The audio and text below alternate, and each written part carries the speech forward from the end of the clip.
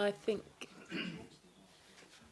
members will start now, as it's just turned 7:15. So good evening, everybody, and good evening to those watching on our YouTube channel, to our planning committee today, 22nd of April.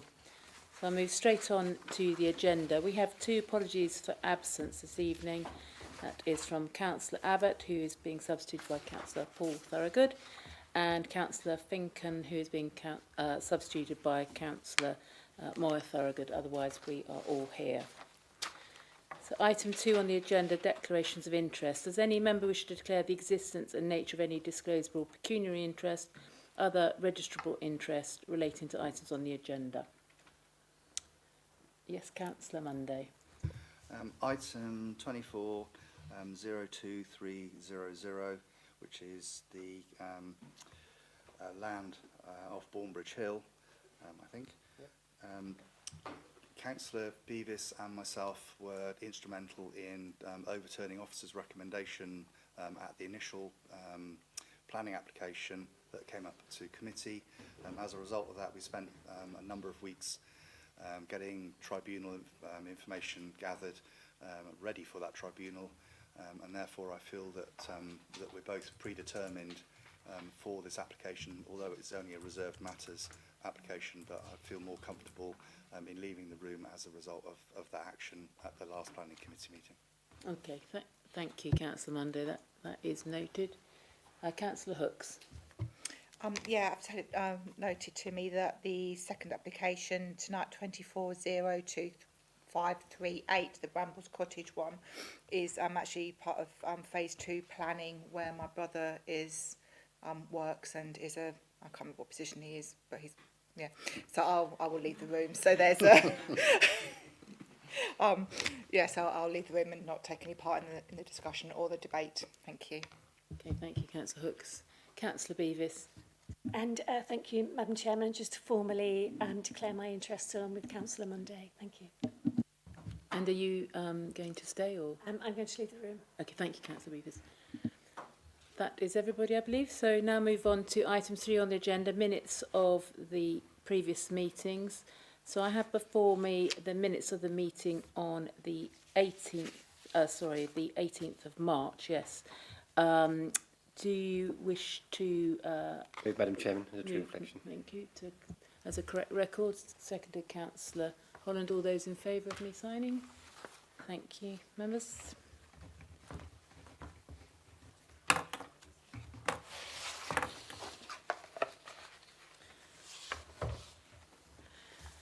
Next, item 4 on the agenda is public question time. We don't have any registered speakers under this item. These are for general questions. So we'll now move on to item 5 on the agenda, which are the planning applications. So the first application to be considered this evening is application number 24/02300 REM, which is land off Bournebridge Hill, Greenstig Green. We do have 2 speakers on this item, so I'd like to call first speaker as Councillor Paul Foster from Greenstig Green and Housestead Rural Parish Council.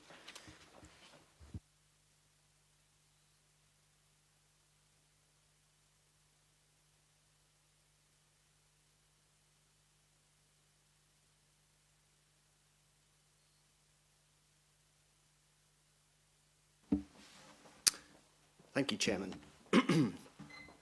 In our response to the recent reconsultation last month of submitted documents by the applicants, we maintained our objection primarily on the grounds of ensuring that the landscape buffer between the edge of the primary access road and the countryside to the south was sufficiently robust, substantial and defensible.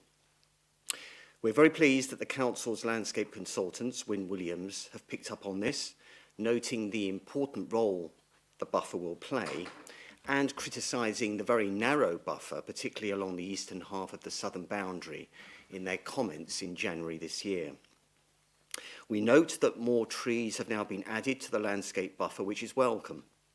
However, we also note that Wynne Williams maintain a holding objection about the lack of an advanced planting programme and details of landscape maintenance. With warmer summers and drier months as a result of climate change, it's in the interests of the applicant and the new occupants of these properties that the landscaping is properly maintained and watered, certainly for the first 5 years of planting. We have raised a concern about light spill arising from the placing of street lights at the end of the access road, which will effectively be a cul-de-sac.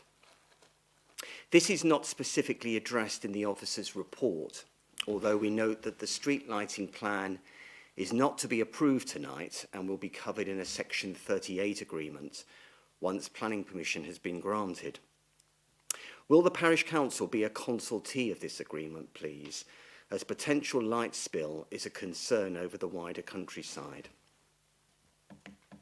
Finally, we have to express our disappointment once again about the absence of any community engagement by the applicants with either the Parish Council or Housestead Town Council on the reserve matters applications.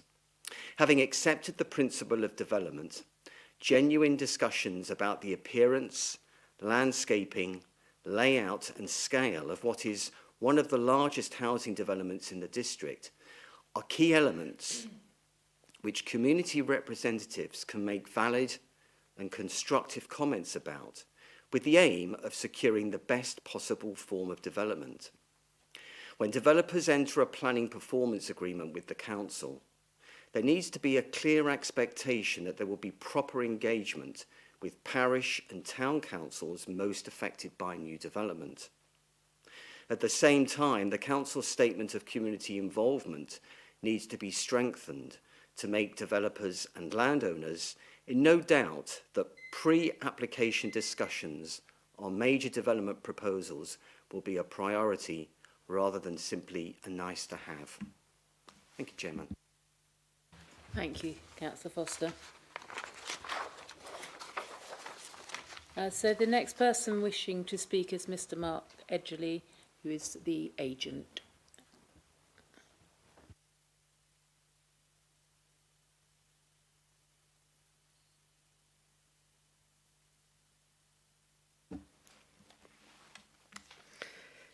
Good evening. On behalf of Hopkins Homes, we're delighted to be at Planning Committee this evening in respect of the application at Bournebridge Hill, Halstead. My name is Mark Edgerly and I'm the planning agent working for Boyer. Hopkins Homes have worked closely with the council officers and stakeholders to ensure that the proposal can be delivered in accordance with the parameters of the outline planning permission and in a manner which makes a positive contribution to the local community. We entered into a planning performance agreement with the council in spring 2024, which allowed for a structured pre-application process with officers to be undertaken prior to the submission of the application. Early engagement with the officers was also supported by attending the Braintree Members Forum in August 2024. Members' queries in relation to the Relief Road, sustainability measures, such as air source heat pumps, EV charging, BNG calculations, housing mix and landscape details have all been addressed in the proposals submitted. In particular, the strategic landscaping along the southern boundary has been enhanced in response to members' comments raised. And the Reserve Matters application was submitted in November 2024. Responding positively and proactively to the consultation responses, and in conjunction with the case officer, Hopkins Homes have continued to engage with Essex Highways, Essex Police Designing Out Crime team, along with the council's design, environmental health and landscape consultants to evolve the proposals further.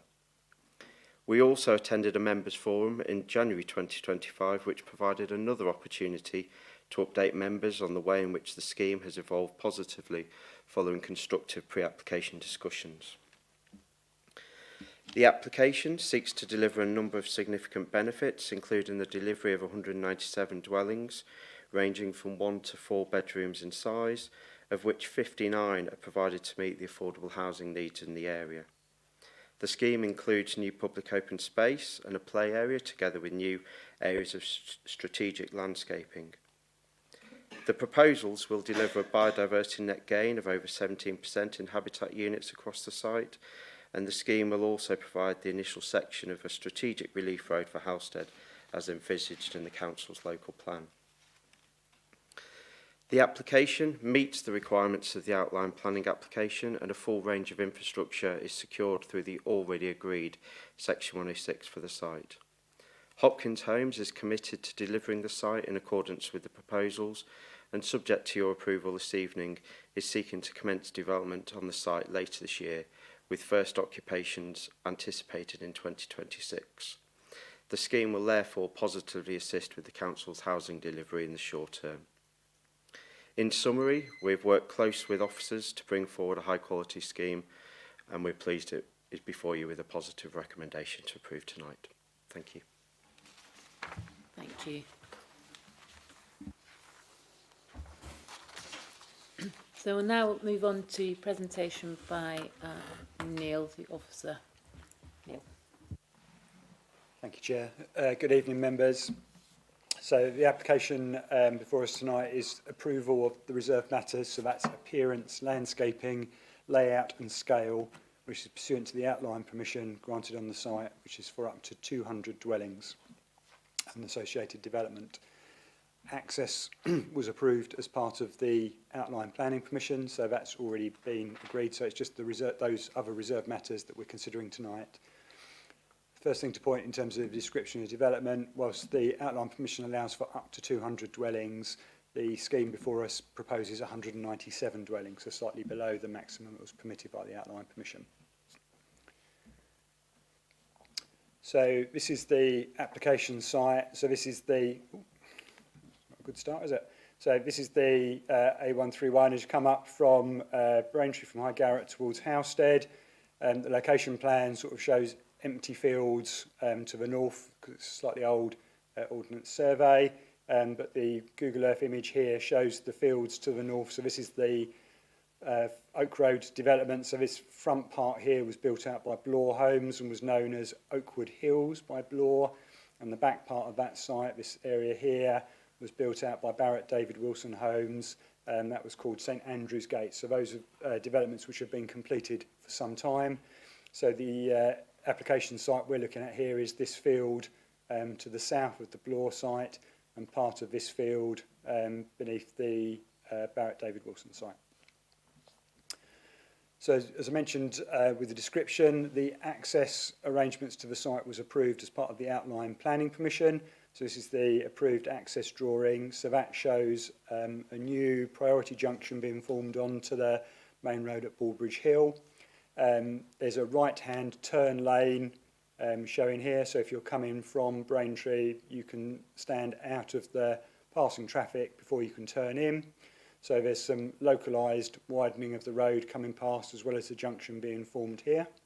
So that was what was approved as part of the outline.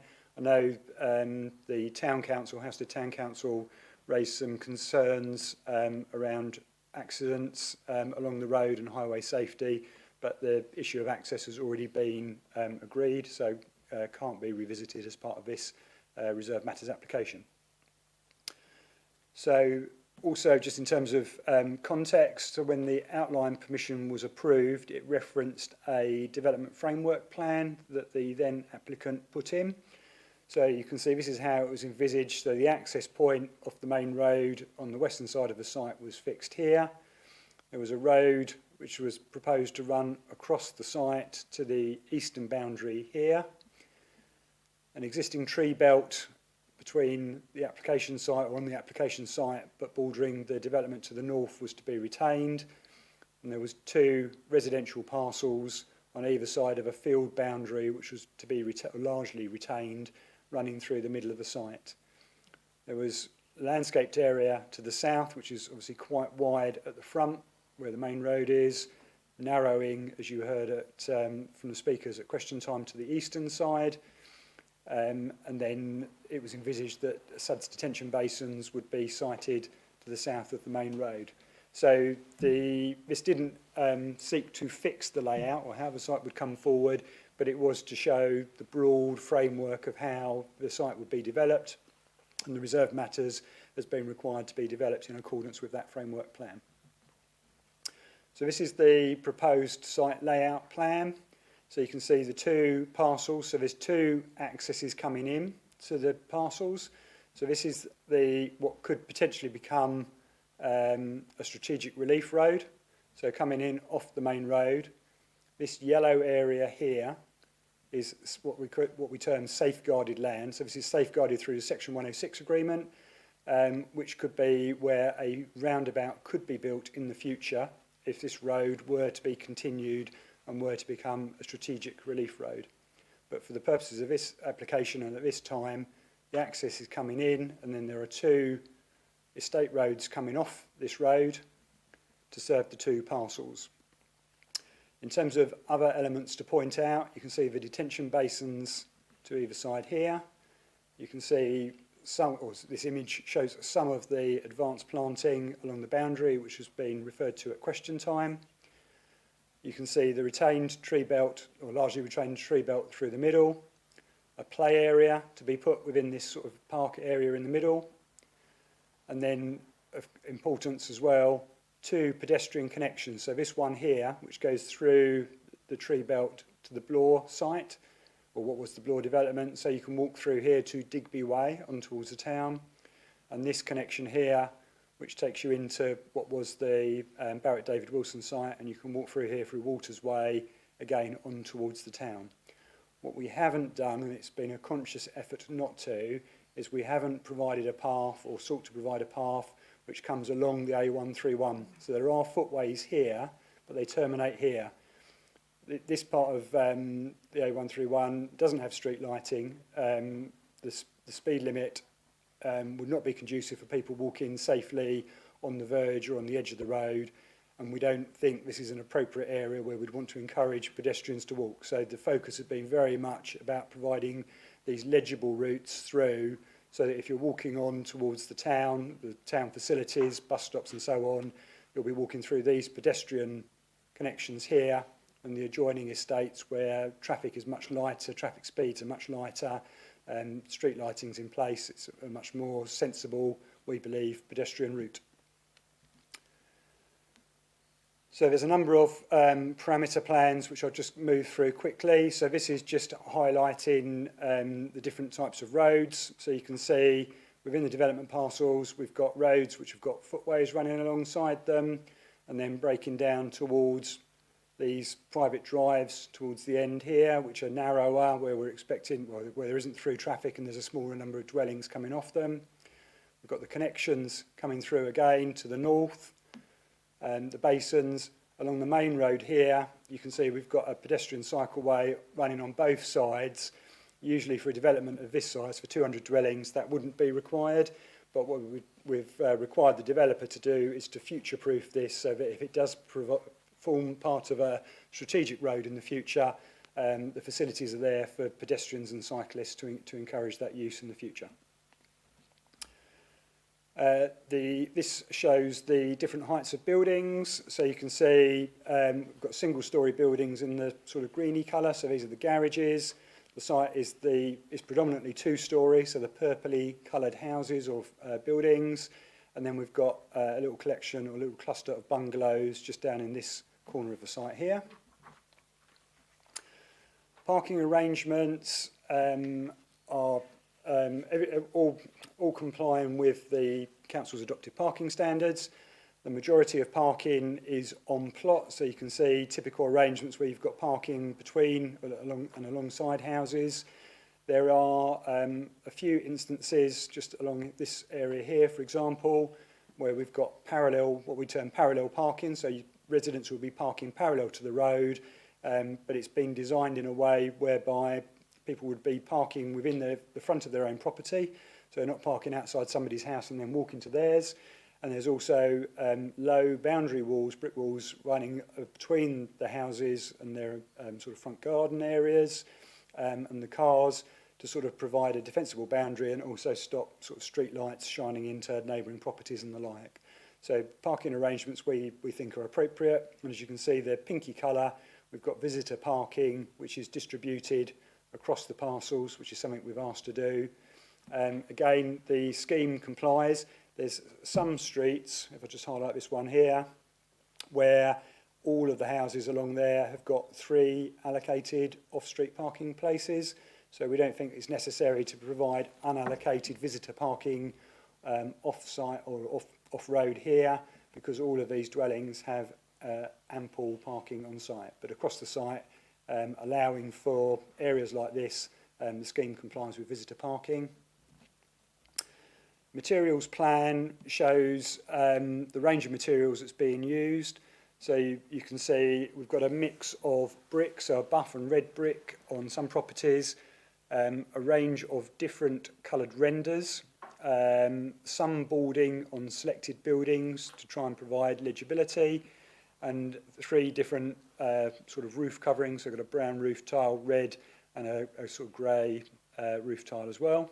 So you can see we've got some areas of the site where you've got a greater concentration of greater homogeneity, I should say, of materials, whereas, for example, across the southern extent of the site here, this character area down here, you can see every dwelling has a different material, which is, again, something we've asked the developer to do consciously, because we want to try and have that as a less regimented, more varied sort of streetscape and appearance.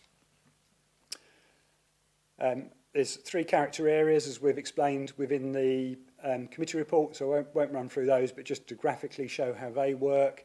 So you can see the design approach, for example, along the southern boundary here and along this row of housing, which is overlooking the open space. That's one character area, so that's where, for example, we've got that mix of materials. Then we've got a different character area running through the centre of the site. So here we've got different detailing in the properties, a greater homogeneity of materials, and then a different character area again, sort of facing outwards to the north.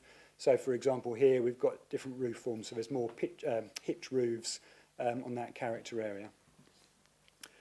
So there's an extensive range of house type drawings, which I'm not going to attempt to show you all of, but this is just to give a sort of flavour of some of the houses.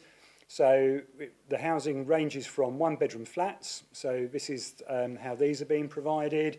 So you can see each flat would have its own entrance, so entrance for one flat there and one to the side there.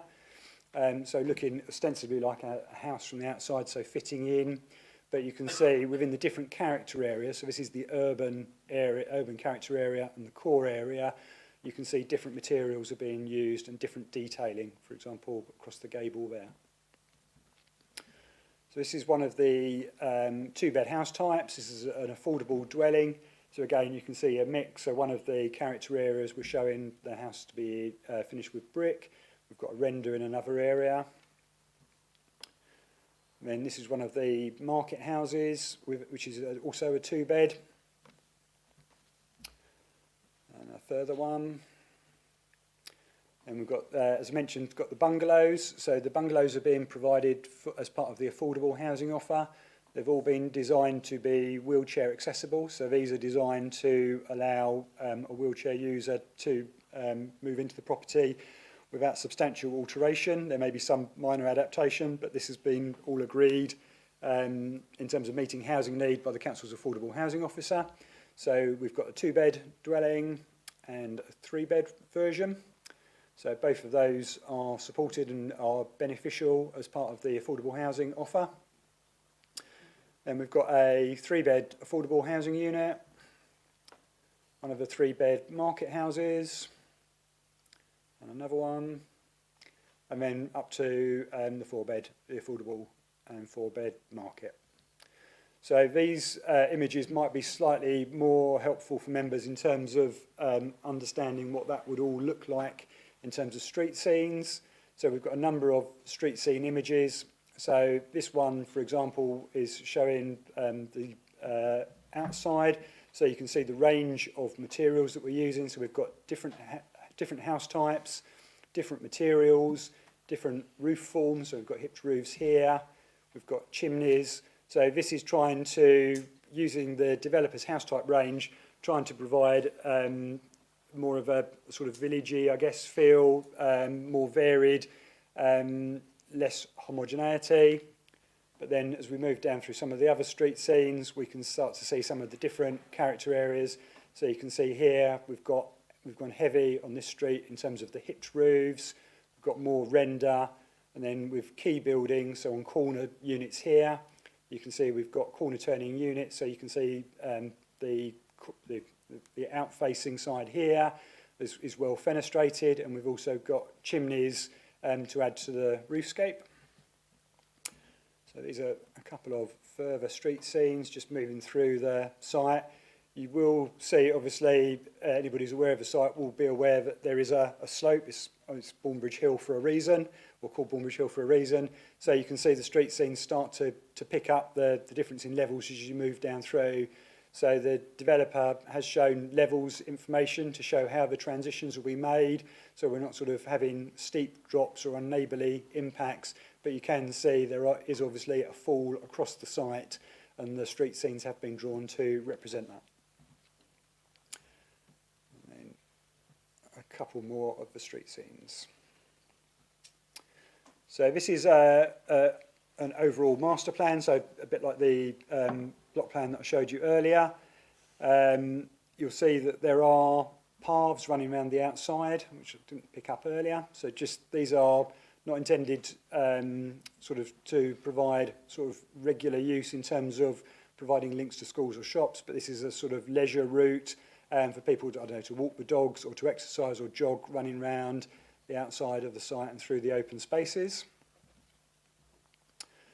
So we've heard mention of the advanced planting plan. So this was something that was required by the outline planning permission.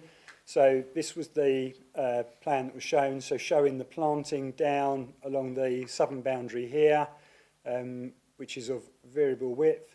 So the planting scheme has been reviewed by Wynne Williams, our landscape consultants, and broadly they are supportive. There was there wasn't sufficient information around when the planting was to be carried out, so we've sought the clarification. There was some discussion about whether Hopkins would start the planting in advance of actually commencing development on site, which potentially could have been summer of this year, but because as was mentioned at question time, the concerns about planting during sort of hot summers and when rain is less frequent, it's been agreed that it would be more sensible to plant in the first planting season that's available.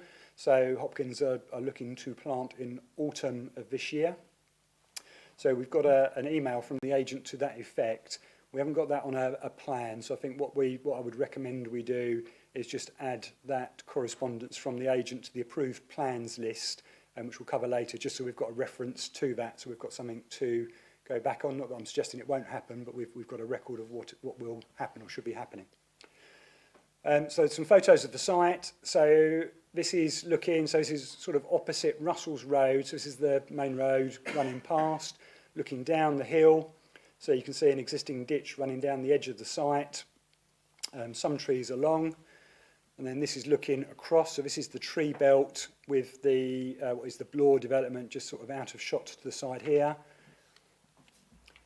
Some further pictures of the western site. So this is looking sort of halfway down the site. So I'm looking back up here towards the town. So you can just make out the edge of the housing just on the edge there of the Blore development. This is looking down the hill again, the ditch and some sort of gappy sort of planting going down. And then this is looking sort of across the site towards the tree belt through the middle. This is what I've termed the central field. So as you come through that tree belt in the middle, sort of looking up, this is the Barrett David Wilson development overlooking the site here. This is looking sort of back down, so the tree belt on my right-hand side here, looking down the hill. And then this is the hedge, two pictures of the hedge which runs through that sort of central, or runs adjacent to that central field at the moment. So this is quite a lot of brambles and blackberry and the like, but this is not to be retained. This is one of the elements of landscaping which will be removed. And then this is the eastern field. So probably the main picture to look at here, this is looking down the bottom, sort of down the hill. This is the trees. So this is covered by a TPO group on the eastern side of the site at the moment. There's a public right-of-way that runs down through within that area there, but the public right-of-way doesn't connect directly to the application site. The Hopkins site finishes just short of the trees there. So as I mentioned, there are to be some links formed as the pedestrian connections. So on the Barrett David Wilson, on this picture here on the right hand side at the top, the link will go over here. So there's a sort of shallow ditch here. So there'll be a bridge over, tarmac path leading up here, and a connection made on the other side to the street. You can see street lighting there.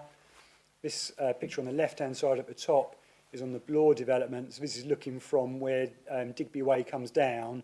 So this is where there'll be an opening formed through the tree belt to connect through to the Bournebridge Hill site, which will be the other connection. And then the pictures at the bottom. This is what was an old field access which runs down here. So this is not proposed to be one of the formal connections, but as you can see, it's used informally or without authority already. People seem to be ignoring the signs there saying there's no public access. But that's sort of another potential connection point there. And then this picture on the bottom right-hand side is just looking along the main road. So this is sort of looking from the corner of the site, looking towards Housestead.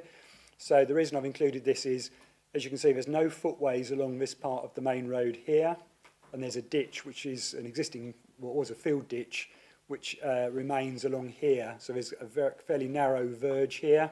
As you come further along, there are some large retained trees further on, which mean that it wasn't considered desirable or necessary for a footway to be put along here.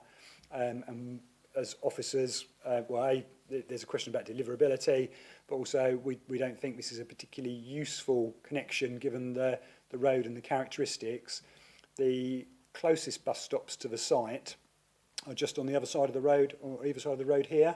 As you can see, there's no flags, raised curbs, footways, lighting or anything like that. So whilst these are technically the closest bus stops, we haven't sought to encourage people to walk towards this point because we don't consider it to be a safe point to be walking to or a safe point to be waiting for a bus. So whilst you could do it, it's not something we're looking to encourage.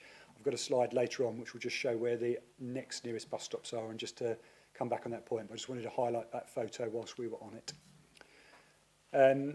Then just carrying on with the site photos, Upper Beakley Farm is adjoining the site. One of the objections we've had are from the residents here.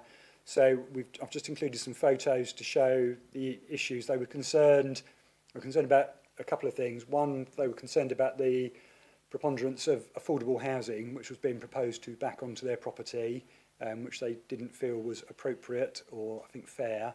And they were also concerned about the lack of boundary treatments around their property. So in terms of images, this is the Barrett site here. So this is looking at the back of their property. So there is some gaps within the boundary at the moment where it's a little bit open. There are other places like here where the hedge on their property is much more established. And then sort of looking down, this is walking a little bit down the hill, looking back up. So this is looking at the side of their property. So you can see the dwelling, or one of the dwellings, is just on the right-hand side of that picture. And I think where perhaps the residents and here, perhaps where the current occupiers have wanted to enjoy the view out over the fields, the hedge has been cut back previously, which has left that boundary a little exposed. And then this is just the end here. So this is where the TPO group, just out of shot on the right-hand side, is here. So what was originally proposed by the applicant was closed boarded fences would run along this boundary here, which would be at the back gardens of the houses, which would be backing onto the site. So that seemed to be an appropriate boundary treatment along this boundary here. But we were concerned that as it came towards the ends on either side, so along here and along here, there was parking at the sides of the properties which would be adjacent to the site.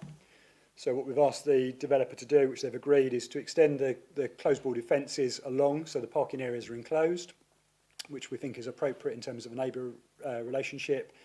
And we've got a 1.2 metre high welded mesh fence. So we didn't think it was appropriate to have a brick wall or a closed boarded fence at the end of what would be a view along a landscaped area. But we did think it was appropriate that there was a physical barrier there to stop, to make it clear that that was not public realm. So that is shown on the amended boundary plan. So we think we've addressed that issue in terms of boundary treatments. Just going back to the bus stop point, which I was shown in that picture. So these are the two closest bus stops here. Our site is down here. So these would be the closest to the site. But what we and the Highway Authority are in agreement is the safest and most attractive pedestrian routes would be for people to either walk through that pedestrian connection point there, or this one here, to that development, and then they can either walk through to the bus stops, which are just here by the entrance to the Hurrell Close. There's street lights at this location, and there are footways on both sides of the road, and there's an island to help people crossing the road more safely.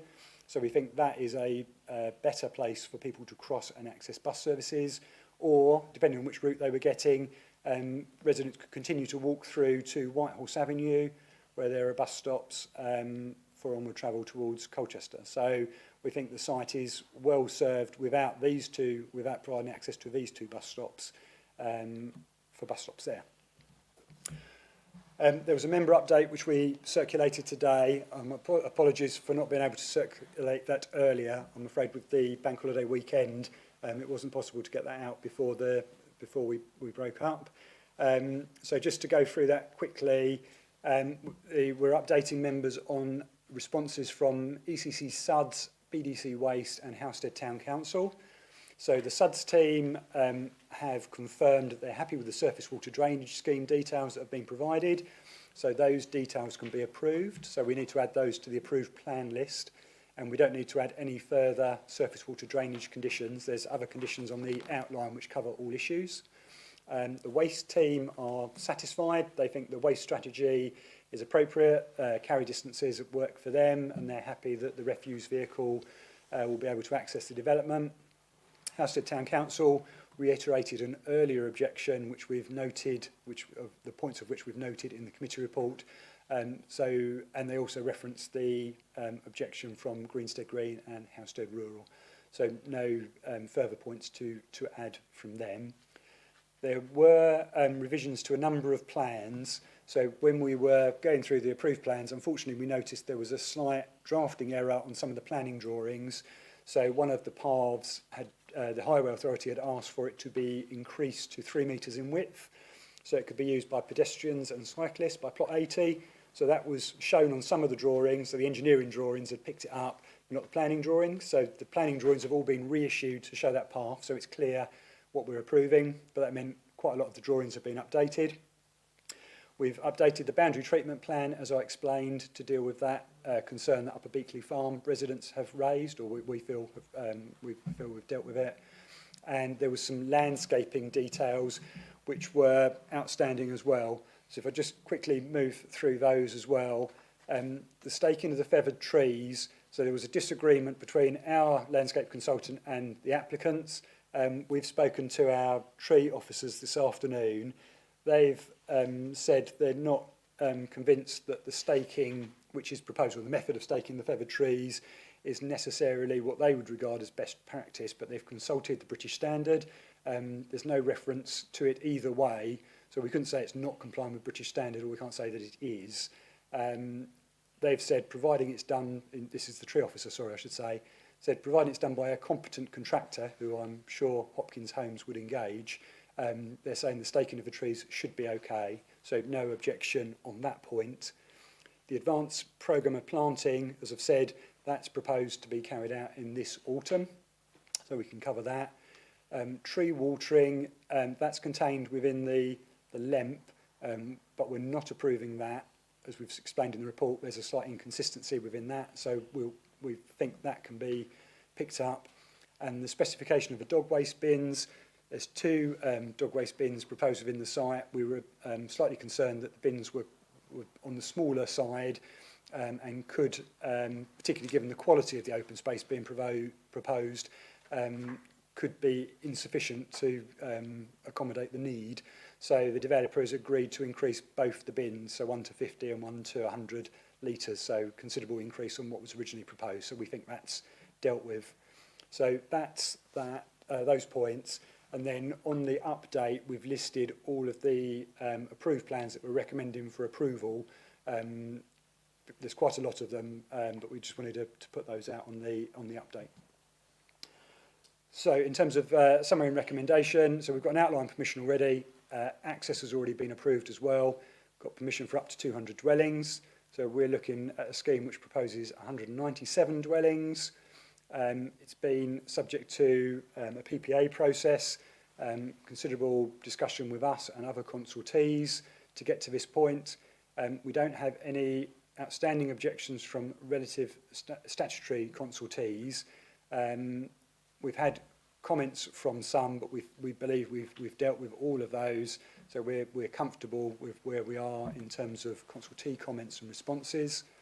As part of the reserved matters, as well as approval for the landscaping and the houses and so on, the layout, and the applicant was also wanting to seek approval for some of the conditions which were formed part of the outline permission, so they are listed there. I've just added in bold condition 15 because the SUDS team have now confirmed that the surface water drainage scheme is acceptable to them, so that can be added to the list of conditions that we can approve from the outline permission. So subject to the change that's outlined in the update report, slight tweak to condition 7, which is around the LEMP, the approved plans list. I'm just trying to think of anything else, and the advanced planting scheme. We're happy to recommend for approval, subject to the conditions originally listed in the report. Hopefully that's helpful. Obviously, any questions, I'll be happy to try and help. Thank you. Thank you, Neil, for taking us through that. Members, yes, Councillor Diamond. Thank you. 200 new homes is clearly something positive. People need somewhere to live, and I am pleased to hear that there are 200 new homes to be built locally. There's a good amount of affordable housing, something that is very much needed. I know obviously this council has a good track record on building homes, and particularly affordable homes. That's definitely not a stab at the council, but just given where we are, both as a locality and a country, we still need more affordable homes.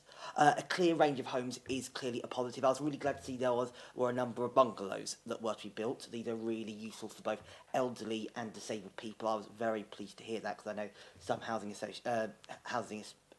developers don't really like building bungalows. I know there have been some issues. I think light spill was mentioned earlier, and I think that's something that definitely needs to be looked at. There are clearly some issues, but these are, I believe, the changes that can be rectified, rather than something that should cancel the entire project. Thank you very much. Thank you. Councillor Ritchie. Thank you, Madam Chairman. And thank you, Neil, for the comprehensive presentation this evening. Really good to get into some of the more detail. Just a couple of points just to note before I ask a couple of questions, if that's okay, Madam Chairman. First of all, it's just a bit strange to hear Councillor Foster's and Mr Edgley's comments seem to be at odds with each other around community engagement. Either there has been community engagement or there hasn't been community engagement. And a development of this size needs community engagement, whether it's at parish council level or town council level. And I think we just need to be absolutely clear, if we're being told that's not happening, why is that not happening? When the statement from Mr Edgley said that it has been happening. It's great if you're engaging with the local planning authority as a council, but that's not what this development is affecting. It's affecting a parish council, and I think you owe it to them to engage to a level that they're satisfied with before it comes to a planning committee meeting. That's just my personal opinion. Just a couple of points, if that's okay, Neil. On condition 9, there's a mention about a reporting mechanism on the existing trees on site. What's the frequency of that reporting mechanism, just to ensure that we don't end up in a situation where we're losing valuable trees?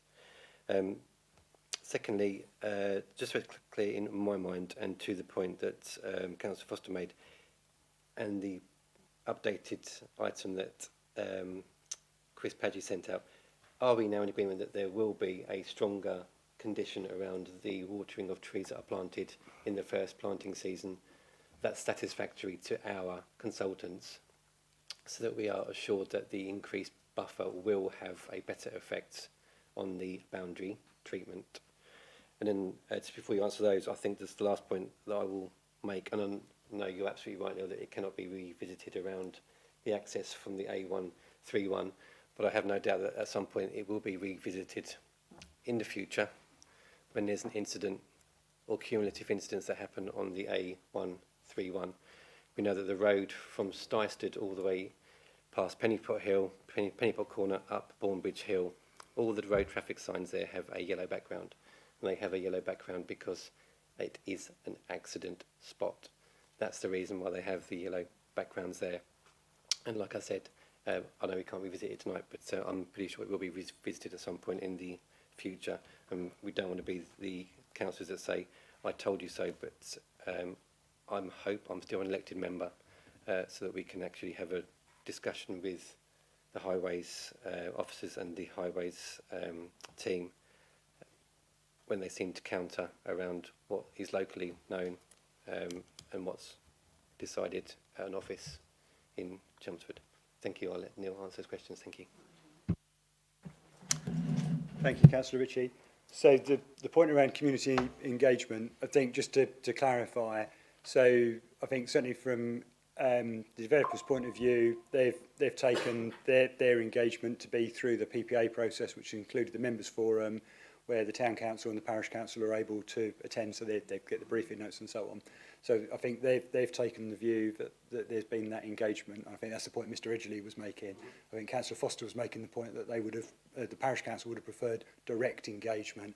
I think we as officers, I think we always encourage developers, whether they're on a PPA or pre-app or whatever, to engage locally, but we can't, and we can direct them to the statement of community involvement, as well, but we can't make them do something. So I think, yeah, we've got different examples of engagement from different developers, but I'm sure if Hopkins develop again in the district, they've heard the comments loud and clear tonight, and yeah, as officers, we take the comments away and we will reiterate it again to developers in the future where we're engaging.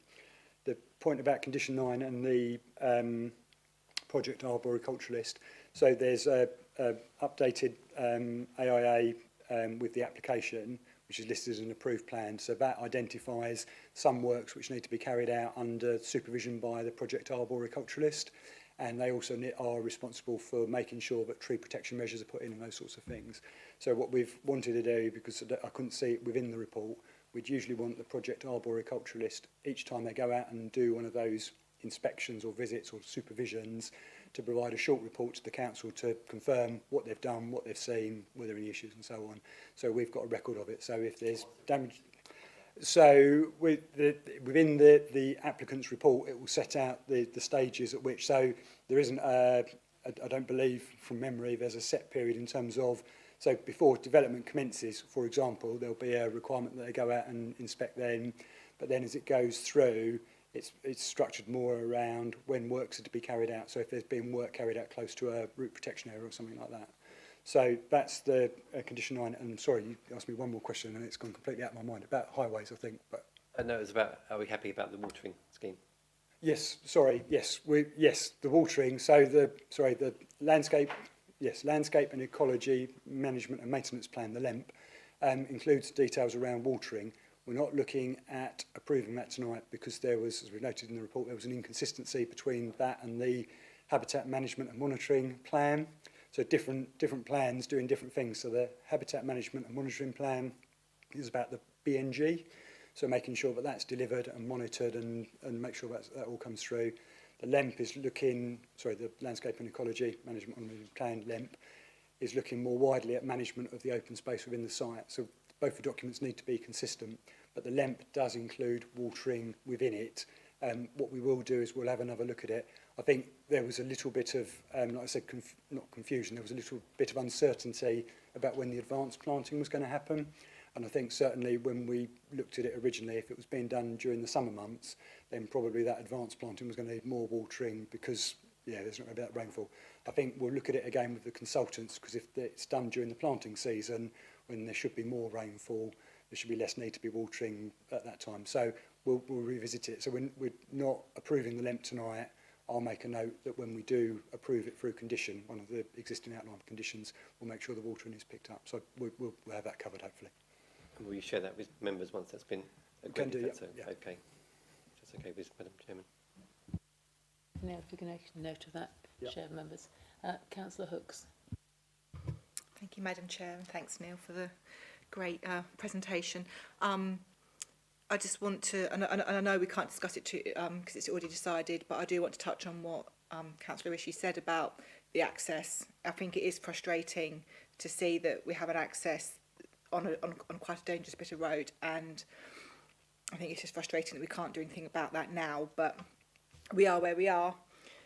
Having said that, it's a well-designed site. We've got affordable housing and bungalows.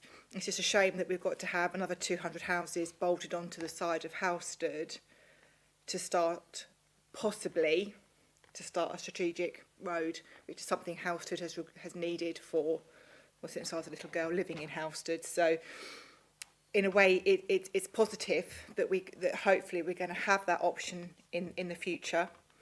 So that's where I'm seeing the positive from, is that strategic road possibly could be on its way. Well, we'll give it 20 years, but yeah, you know where I'm coming from. Thank you. Councillor Schwer.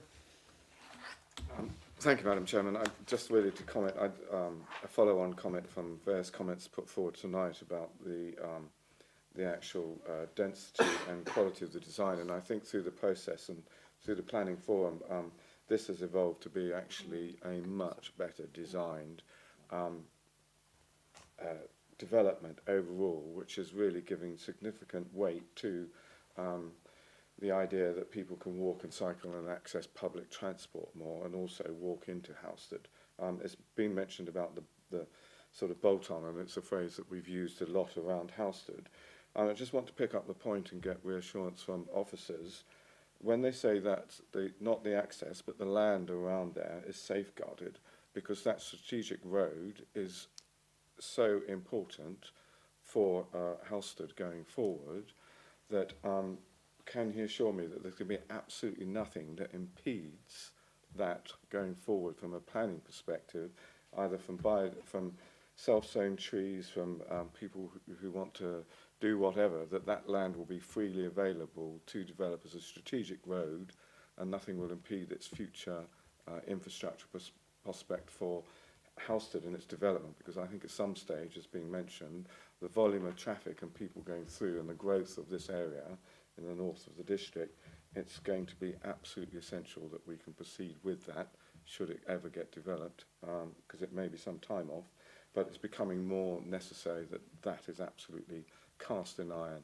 so that nothing impedes any that going ahead. Yeah, thanks, Councillor Schwer, for that. So if you remember the plan that I was showing, the yellow land, which identified that, so that's safeguarded, and that land will actually be transferred to the District Council. We were slightly concerned that we could safeguard it, but then we'd have to deal with a management company or somebody else in the future to get the land. So we've actually agreed through the outline permission, the 106, that the land is transferred to the District Council. So that yellow land is, it's safeguarded, so they can't build it or do something which will prejudice the delivery of the road, but it will also come to us, so that we will have ownership of it, and we'll be able to see that. The area of land was designed with the Highway Authority to make sure it's large enough for the roundabout. And in terms of the 106 obligation, the road, the obligation is that the developer provides the road across to the edge of their boundary, so the extent of the land ownership, so that if adjoining land were to come forward in the future, or a scheme was to come forward in the future, there isn't a meter ransom strip or anything like that, which you often get on housing developments, as we know from other schemes. So that's right up to the boundary, so that can continue through. So far as officers can see, and we've worked hopefully quite hard to try and achieve that, we think we've safeguarded the position, and it can happen should the circumstances dictate in the future.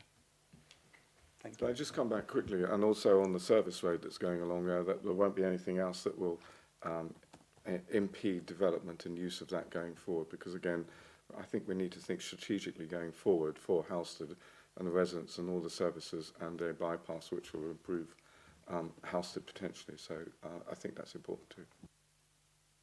Yeah, so I mean, the Highway Authority will be involved in the technical design of the road and sort of services, utilities, that sort of thing. So, and they're aware of how this potentially fits into a bigger scheme. So they should be cognizant of that fact when they're designing it and agreeing it with the developer. So I think we should have that covered as well, Councillor Schweb. Thank you. Councillor Holland. Thank you, Madam Chair.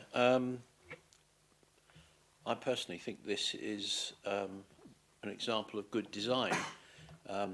I was pleased when I saw the reality of the Blore development when it went up, because it was kind of the gateway development to Halstead as you come north from Braintree direction. And I thought it made an attractive and it was well placed back from the road, quite a gentle sort of entree to the urban area. And the question I want to ask really is related to that. It's to do with how confident can we be that what we see, for example, in the illustrative street scenes is what we'll get. And I think this is important because when we look at the illustrative street scenes, we see gables. When they're over the windows, they're called pentis boards, but the board across the gable is an important detail in breaking it up. It speaks of attention to detail, which is part of delivering quality. And so the question is, in consenting this, are we confident that these smaller details will in actual fact come to be a reality in the future? Can we be confident that the illustrative street scenes are pretty close to what will actually be delivered? Because we have had unfortunate experiences with other people where we didn't get what had been consented. And as I say, I feel that this looks to me to be good. I thoroughly welcome the additional houses on it because I know they're so desperately needed. But quality of environment is really important to the people who end up living there. So I'm very keen that we get what is being drawn. And I'm also keen that we make sure we truly understand the detail. So let me just briefly point to one other thing. One of the things I've noticed really makes a difference on houses is really quite subtle stuff, like the way the verges are delivered. And there's no doubt in my mind that other than Suffolk barges, and we are in Essex, so not entirely, it's undoubtedly for me the case that a wet verge is a softer verge on a roof edge. And I'm wondering whether we have any confidence around knowledge of what a detail like that will be. And really that's just a sort of multifaceted question about will we get what we're being asked to consent. Lastly, just as a matter of information, I'm very much welcome the bungalows. It's an important part of this site, and the fact that they're fully wheelchair accessible. Can I just ask, as a matter of interest, whether all of the houses have first floors, ground floors I should say, that are wheelchair accessible? Thank you. Sorry, it's a convoluted question. Thanks, Councillor Holland. So in terms of the street scenes, we certainly would hope that they are representative of what's going to be built. They have been revised. The initial street scenes that we had didn't have the change in levels on, which we thought was giving it a sort of flatter appearance, which wasn't representative of what's actually going to happen. So the applicant has gone back and redrawn them with the levels that the engineers have provided on. So they are, should be a more accurate representation. As you'll have seen from the house type drawings, we've got an extensive pack of drawings. So we've got the different details shown, we've got the different materials shown, so that there shouldn't be any reason why what we think we're getting shouldn't be what translates onto site. So we would hope that would be the case.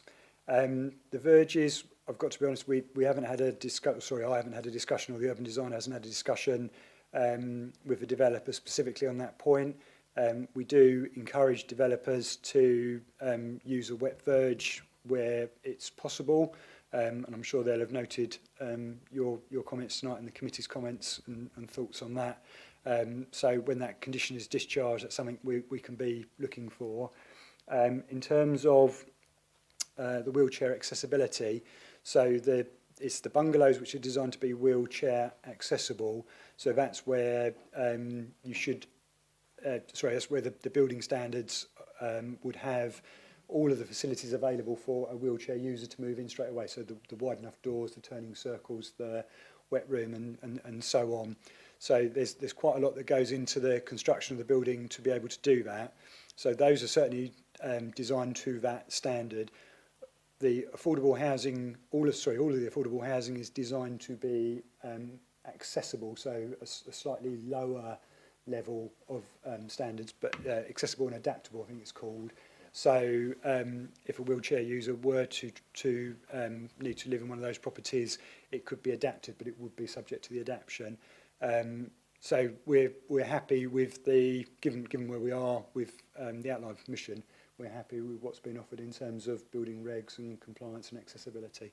So hopefully that answers those questions for you, Councillor Hollands. Thank you. Can I just check, Neil, there will have been a materials condition with the outline as well, wouldn't there?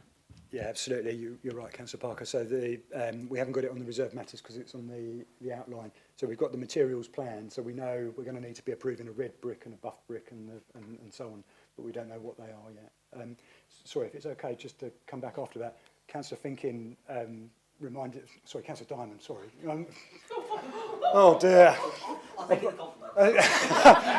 Thank you. Reminded me that I hadn't picked up the point that was made about lighting, and I do apologise, I did mean to in my presentation. So the concern that was expressed by the parish council about the street lighting, it wasn't put in the committee report, and apologies, it wasn't ignored. The street lighting will need to be designed in agreement with the Highway Authority. The Highway Authority have asked that we don't approve the street lighting at this point, which is why we've got the lighting conditions still on. What we can do, if members would want us to do that, we could add an informative to highlight the comments that the parish council have made about those lights and whether a baffle or something could be fitted to stop the spill coming back off the carriageway. So we can't, I wouldn't suggest we put a condition on which says it has to do this because it's all subject to adoption by the Highway Authority, but that would at least alert the developer and the Highway Authority of the parish council's concerns, the planning committee's concerns, and also the case officers who are dealing with it to remember when we do that. So apologies I didn't pick that up. Thank you for letting me come back, Madam Chair, but we could add that as an informative if that would be the committee's wish. Thank you. Just noting that Councillor, from Councillor Foster's statement, specifically talking about the streetlights at the end of that road. Yeah. I don't know whether Councillor Diamond was talking more generally or... I think Councillor Diamond was talking about Councillor Foster's point. I think the parish council actually identified the lighting columns. It was very detailed, so we know the ones that the concern was about, so we can reference that. So, yeah, if that's okay. So apologies to Councillor Diamond and apologies to Councillor Foster as well. Thank you. Thanks, that's cleared that up. Does any other member wish to make any further comment on this application?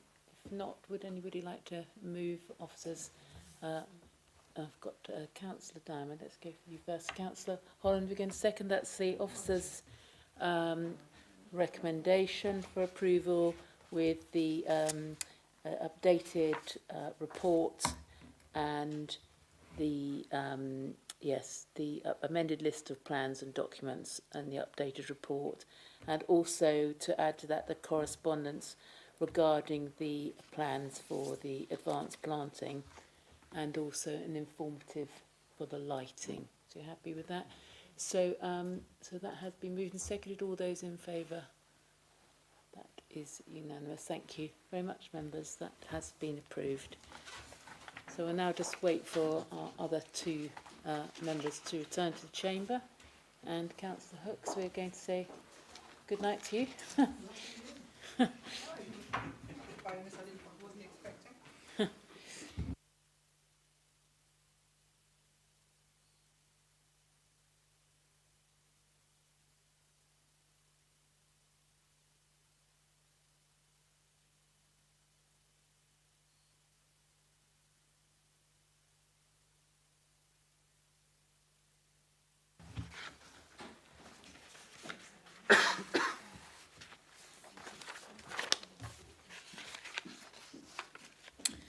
So we'll now move on to our second application this evening. This is application number 24/025384, which is at Brambles Farm, Brambles Lane, White Colne. We do have a speaker on this, who is Councillor Bond, who is from White Colne Parish Council.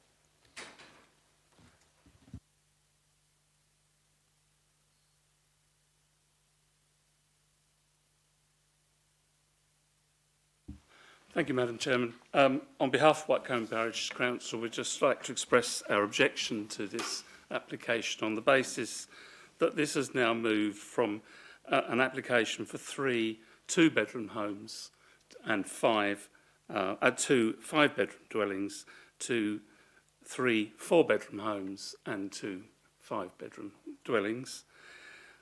Our substantial argument is around the sustainability of the site, and under policies SP1, SP6 and SP7, this development is accessed by narrow country roads. It's not served by public transport. There are no footways, no street lighting, and occupants of the proposed dwellings would have no choice but to use private transport for all journeys to and from the site. We are sure that the District Council is fully well aware of White Colne's commitment to sustainability through all its actions, and we're really thoroughly disappointed that this could possibly be one of those areas that's ignored under these circumstances. We do note from the officer's comments around the sustainability of the proposed housing numbers that this would not be a requirement to fulfil your housing requirement for the district in the current year. But we do remain consistently concerned that the prior approval, which occurred for the first planning application, has now been substantially changed and therefore has a significant impact on the site. And we would ask that you do what you can to object to this application. Thank you very much. Thank you, Councillor Bond. So we'll now move on to the office presentation, which is going to be given by Harrison.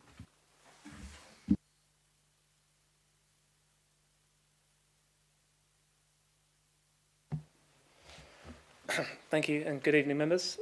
So this application concerns the redevelopment of an existing agricultural site to provide for 3 3-bedroom dwellings and 2 5-bedroom dwellings, together with associated parking structures, landscaping and associated development, which includes some demolition. The site is known as Brambles Farm, and it's located formerly within the countryside to the north of White Colne and forms a collection of existing agricultural buildings, as you can see there, to the east of Brambles Lane. To the southeast of the site along here is a public right-of-way, and to the north of the site is a Grade 2 listed building, which the site is obviously within the setting of. This is the existing site plan, where you can more closely observe the existing arrangement of agricultural buildings, as well as that Grade 2 listed dwelling to the north of the site. The site is accessed by 2 separate points of access. One is to the north here, and the other is to the south here, and both provide a means of access to this central courtyard area here. So this image is taken from the nearby public right-of-way, looking back across the site, and as you can see, much of the site from this position is largely obscured by that long, narrow unit to the east, but you can still make out a larger existing unit just to the right. And then this image is taken from an almost directly opposite vantage point to the northwest, taken from the public highway, with the Grade 2 listed dwelling to the left of the image out of shot. And then to orientate yourselves on the site is the other perspective of that large agricultural barn to the rear. This image is taken from within the site, again looking at that large agricultural barn to the rear of the site. And then there's a collection of rubble that you can see there, which we'll come on to later, but we understand is from some demolition works as part of the previous development. This is taken from a very similar vantage point within the site, looking through towards the Grade 2 listed heritage asset, with that large barn to the right of the image. And then again from a very similar vantage point within the site, this time looking back towards the main highway and offering another perspective on that longer unit from the first image. And then this is taken from the northwest of the site and shows some of the rural nature of the site and some of the surrounding countryside views, with that large agricultural barn to the right of the image and then the Grade 2 listed dwelling to the left. So moving on to the site history, which is key in this application. So case law dictates that where there is previous development, the decision maker must compare the effect of the proposed development with that of the fallback use, provided that there is a real prospect of that use being carried out. So in 2021, there was a Class Q prior approval application approved for the conversion of 5 units. This was approved on the 7th of July 2021 with the 3-year time condition to complete the development. Therefore, this has now lapsed. However, immediately following that Class Q prior approval was a full planning application under this reference for 3 2-bedroom dwellings and 2 5-bedroom dwellings, together with some associated demolition. And this was approved under full planning permission on the 4th of February 2022 with a 3-year time limit to commence the development. So this was the approved site plan, as part of that development, and you can see it utilises the 2 existing points of access, the northern one of which would serve a single detached dwelling to the west of the site, and then the southern access would serve the remaining 4 dwellings, comprising a single-storey semi-detached unit to the south of the site, and then 2 detached units to the rear. These are the approved plans and elevations as part of that development. So the image on the left of the slide there is the 2 larger units to the rear of the site. The image to the top right of the slide is that single detached unit to the west. And then to the bottom right of the slide is the semi-detached single-storey unit to the south of the site. So in terms of actually establishing this as a fallback position, the application was granted on the 4th of February 2022 with a 3-year time limit to commence the development. The pre-commencement conditions were discharged on the 23rd of January 2025, and officers were in receipt of dated photographs on the 29th, 30th and 31st, demonstrating that works had commenced, and officers were also in receipt of a HSE confirmation of construction notice as well. A confirmation of commencement letter was then received by officers on the 3rd of February, which essentially broke down the various elements of the work that had commenced on site, and officers undertook a second site visit to corroborate these works. Notably, the previous description of development referred to associated demolition, and the 2 silo structures and their concrete bases, which were formerly, where the cursor is there, had been demolished and removed from the site. So officers are content that this establishes the fallback position and essentially establishes the principle of residential development at the site for 5 dwellings to the scale and character of that approval. So moving on now to the proposal itself, this is the proposed site plan for the redevelopment of the site. So the proposal remains for 5 dwellings, but is now concentrated around a single point of access. Officers believe that this creates a far more coherent layout and provides a better relationship between the dwellings and also improves natural surveillance for future occupiers. The arrangement still largely respects that original character and layout of the previous development, with the longer unit located to the southeast of the site, 2 larger units located to the rear, and then a single detached unit to the west. And then the introduction of cart lodges also ensures that frontages can be kept clear and allows landscaping to become a prevailing characteristic at the site, which would ultimately harmonise far greater with the surrounding countryside setting. These are the proposed plans and elevations for plots 1 and 2, which comprises that longer unit to the southeast of the site. So you'll note that this unit includes an added storey, but the adjoining carports break up the elevation somewhat and allow for some greater articulation and design in the roof forms. These are the proposed plans for plots 3, which is one of those larger units, and this dwelling has been orientated to frame the development with this single-storey protrusion southwards. You'll note that this unit, although slightly more prominent in terms of height than the existing unit, there's again a greater articulation in the roof form with a steeper pitch combined with varying eaves heights, which creates more visual interest and a better design. Plot 4 very much mirrors that of plot 3 and would be the other larger unit and frames the development, as you can see, from this southern protrusion again. and then plot 5 would be the detached unit to the west of the site. So you'll note that all of these dwellings follow quite a similar material palette, which has been designed to reference the agricultural character and legibility of the site, but also provide a distinction between the existing listed building to the north from the agricultural character of this site. So this plan shows a comparative site section of the existing built form with that which is proposed. So whereas the existing built form sprawls westwards towards the listed building, this proposal would ensure that the development is far more tightly contained. And although there's a general increase in height across the site, this is accompanied by a far less monotonous style and better articulation of roof forms across the development. This image shows some proposed perspectives, which allows for an appreciation upon the setting of the listed building, which you can make out to the left of the images here. So I just touched upon the existing built form and its proximity to the listed building, sprawling westwards. Our historic consultant has commented on these proposals and considers that the scheme represents a marked improvement upon the fallback position, by offering a design and materiality which far better complements the setting of the Grade 2 listed building. So returning now to the fallback position and comparison. So this slide you can see the existing site layout, the extant approval and the proposed scheme. There would undoubtedly be some gains in officers' opinion in terms of design, layout and future occupiers' amenities, but there would also be an increase in scale across the site, which would result in the potential for a greater number of journeys within an unsustainable countryside location. However, across the scheme, this only results in an increase of 3 bedrooms across the 5 dwelling houses. And then in terms of the proposed footprint, if you were to remove the cart lodges from the scheme, which don't comprise residential floor space, then there would only be an increase of 7 square metres in terms of total footprint.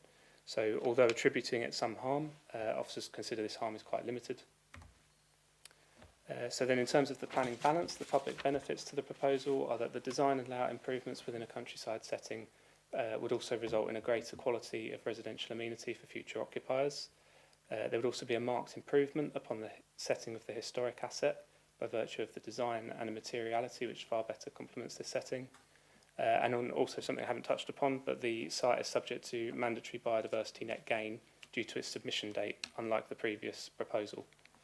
And then in terms of adverse impacts, so there would be a minor increase in residential capacity with limited access to alternative means of transportation.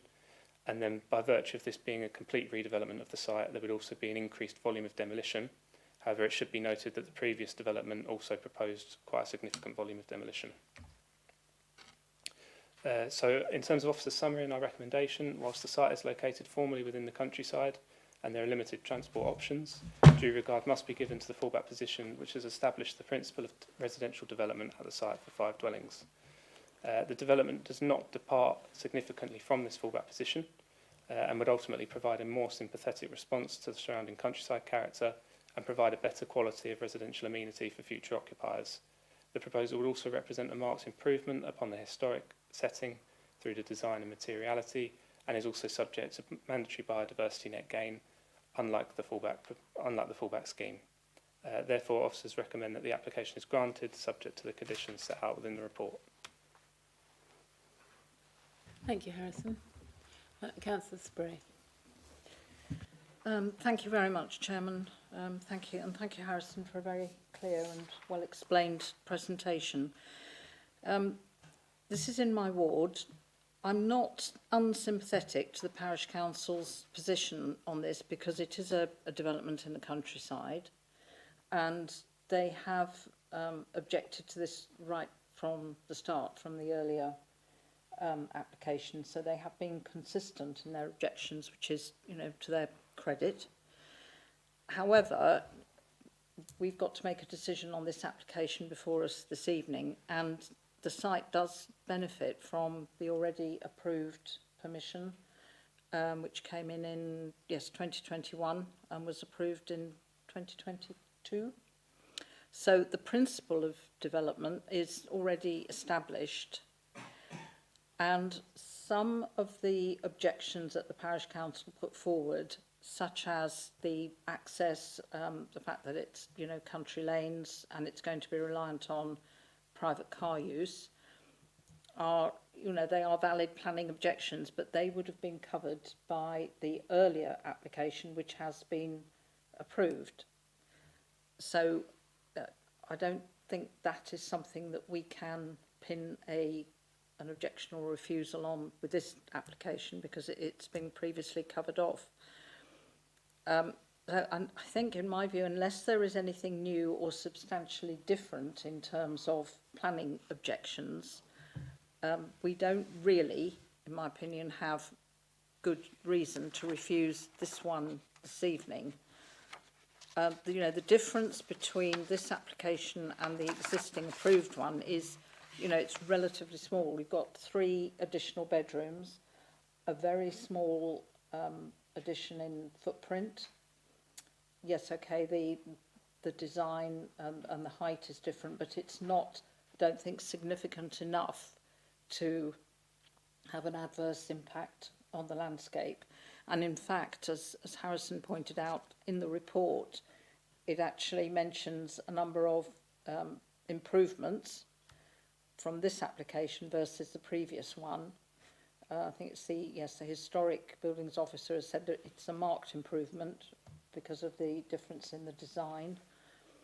And then there is the biodiversity net gain, which didn't apply under the earlier application because that wasn't a thing then, whereas now it is mandatory. So with this application coming in this year, that does apply. So that is a definite plus. So all in all, I don't see that there is sufficient difference or reason for us to refuse this one. And of course, the applicant does have the fallback of the existing permission, and they have started, I believe, on site, they have started doing some work. So they have got that to fall back on. But I don't see that they need to. And personally, my view is if we grant this permission tonight, I hope they would proceed with this one because it does seem to have some positives over the earlier one. Thank you, Chairman. Thank you, Councillor Spray. Councillor Shreya. Thank you, Madam Chairman.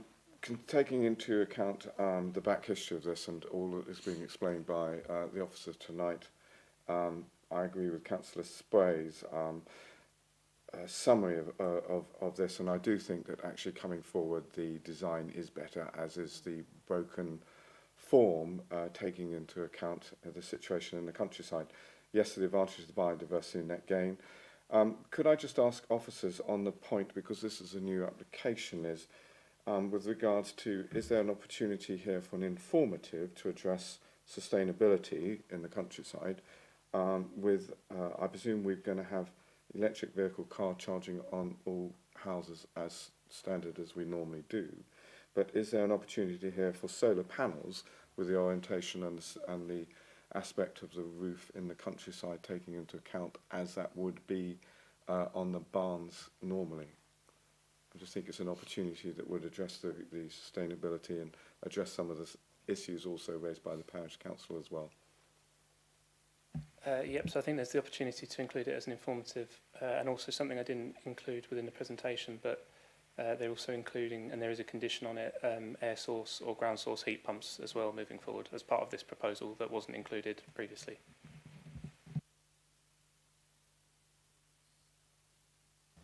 Thank you. Is anybody other member wish to make a comment? Councillor Holland. Thank you, Madam Chair. This seems to be a fairly simple question that's being asked of us, and we're basically choosing between the fallback position and what is proposed here.